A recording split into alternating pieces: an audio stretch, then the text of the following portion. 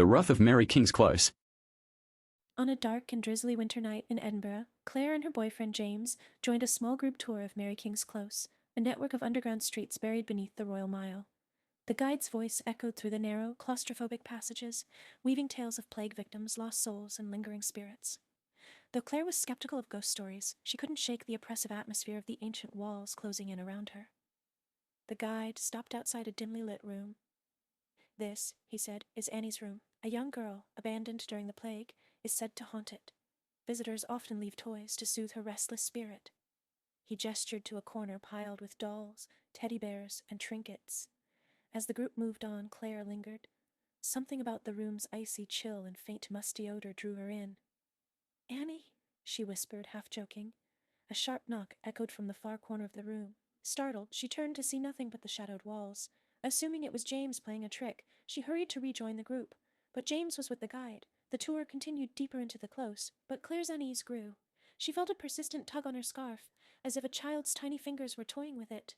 Twice she turned around, expecting to see someone behind her, but the dark passage remained empty. James teased her, blaming her jitters on the eerie stories. At the tour's end, the guide pointed out a steep staircase that led to an unsealed exit. "This staircase was closed for centuries," he said. "The construction disturbed something best left alone. People report whispers, laughter, and other things." James, ever the skeptic, convinced Claire to climb the staircase before they left, hoping for a thrill. The steps were uneven, and the air grew colder with every ascent. As they reached a landing, Claire stopped dead in her tracks. At the top stood a figure cloaked in shadows, a gaunt woman in tattered 17th century garments, her face a pale mask of rage, her hollow eyes locked on Claire, and her mouth twisted into a silent scream. James laughed nervously. "A projection or something, right?" But Claire couldn't respond. Her throat was tight and her pulse thundered in her ears. The woman raised a skeletal hand and pointed down the staircase. Suddenly, a cacophony of whispers filled the air, overlapping voices pleading, sobbing, and cursing in Old Scots. The smell of decay filled their nostrils. Without warning, James was yanked backward. He fell hard against the stone steps, gasping. Claire tried to help him up, but an unseen force held him down. His eyes widened in terror as claw-like scratches appeared on his arms, oozing blood. "Run!" he screamed, but Claire was frozen. The woman's ghastly form moved closer, her feet never touching the ground.